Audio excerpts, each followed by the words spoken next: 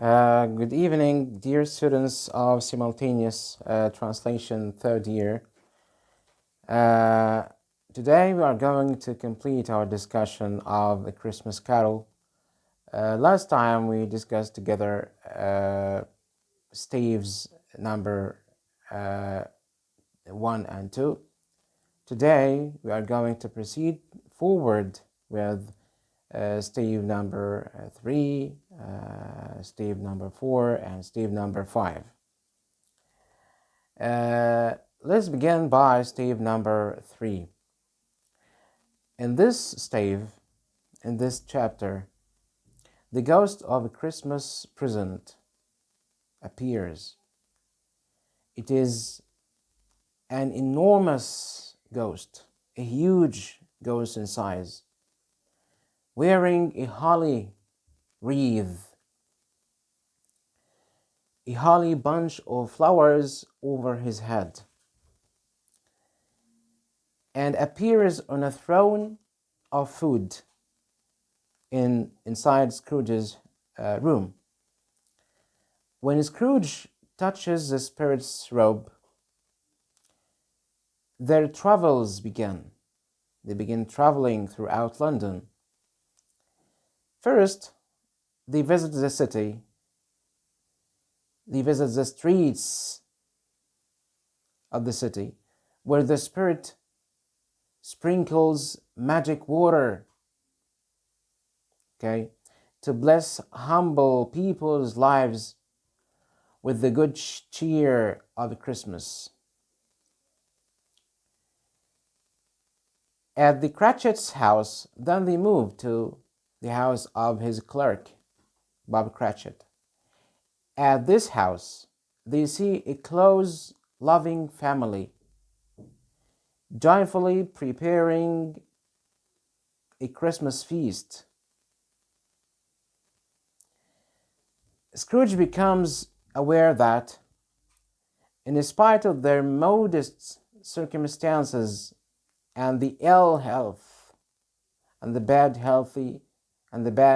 unhealthy conditions of their youngest child, Tiny Tim. It's a very symbolic name. He is so tiny, he is so crippled. The Cratchits enjoy a good deal of happiness. Despite these dreadful, gloomy conditions, they spend good time. When Bob suggests a toast to Scrooge's health, to his own master's health, old Scrooge is dismayed, is so disappointed or shocked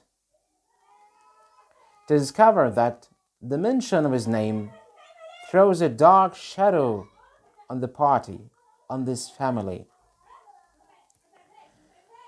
Now the ghost of a Christmas present takes Scrooge to a humble miner's cottage.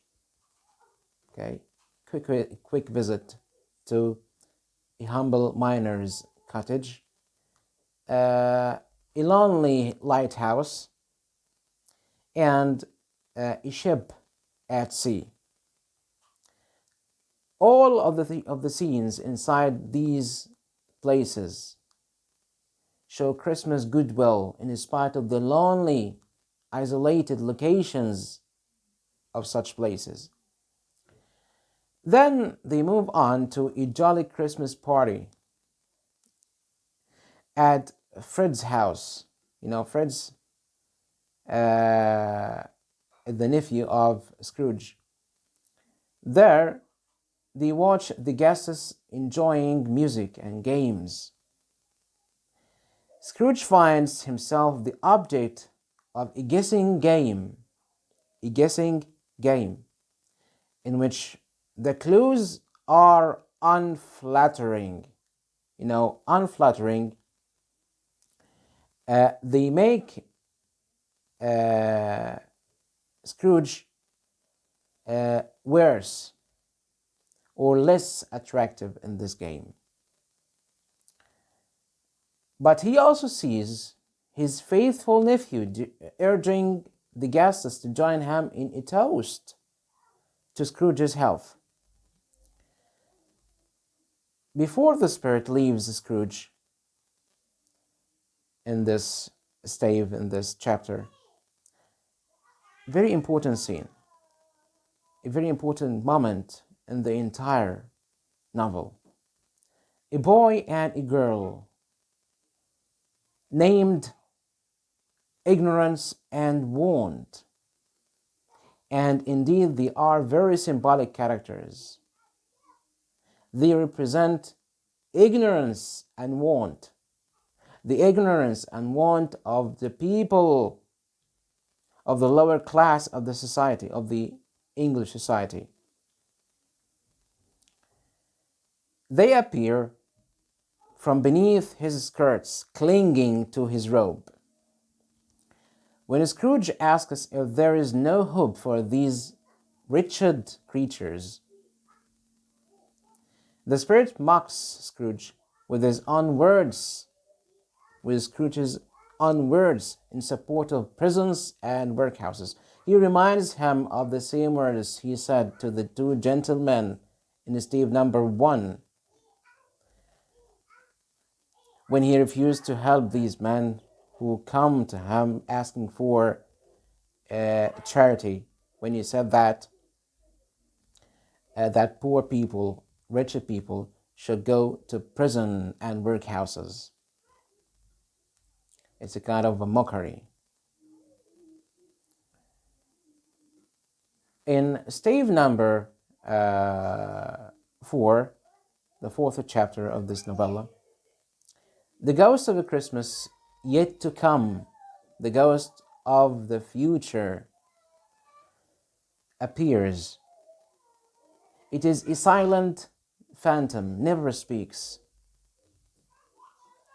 putting on a dark, hooded robe.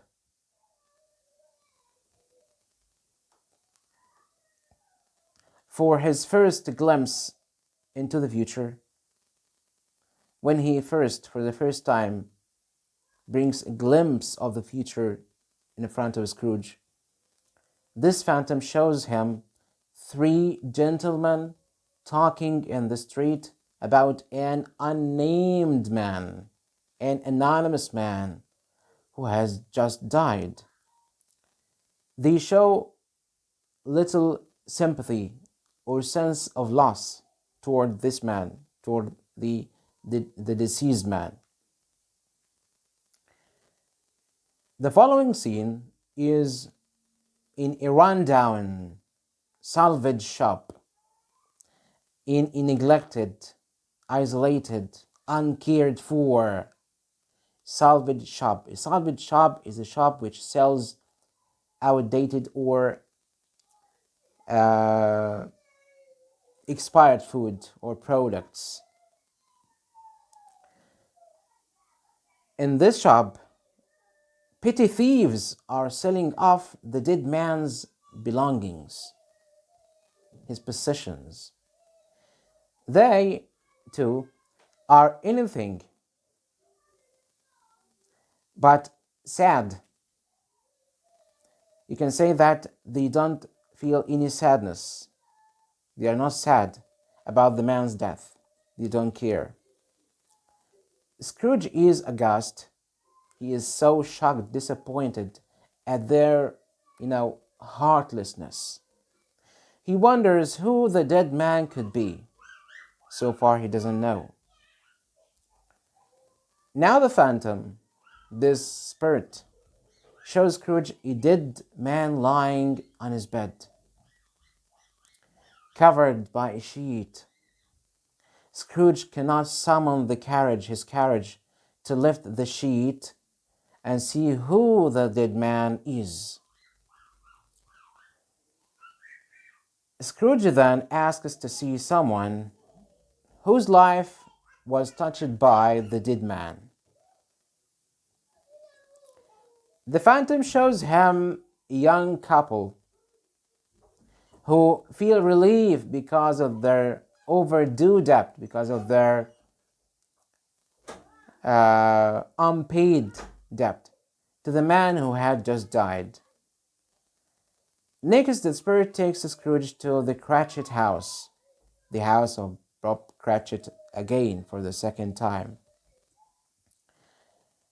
which is now strangely quiet and gloomy. But why? With Tiny Tim's recent death, it has become so. Tiny Tim is now dead. It has become a house of mourning, lamentation. Then Scrooge sees another man in the office that was his own office, his own office. Finally, he is led to the churchyard where he reads his own name on a tombstone. His own name in a tombstone. Now it is quite clear that this man who is dead in the future is Scrooge himself. In great agony, Scrooge begs the phantom for another chance to wash away the writing on the stone. In the final stave, in the final chapter, Scrooge awakens in his own room. He joyously jumps from his bed, and his heart is filled with an intention to rewrite the future he was shown by the ghost of the Christmas yet to come. He looks out merrily on a sunny day and tells a boy on the street to buy the biggest turkey in the poultry shop. When the boy returns with the turkey, Scrooge hires a cab to deliver the bird, this turkey, as a wonderful, anonymous surprise, a gift for the Cratchits, Bob Cratchit. Then he goes to church, cheerfully greets his neighbors, and donates a great deal of money to the men collecting for the poor.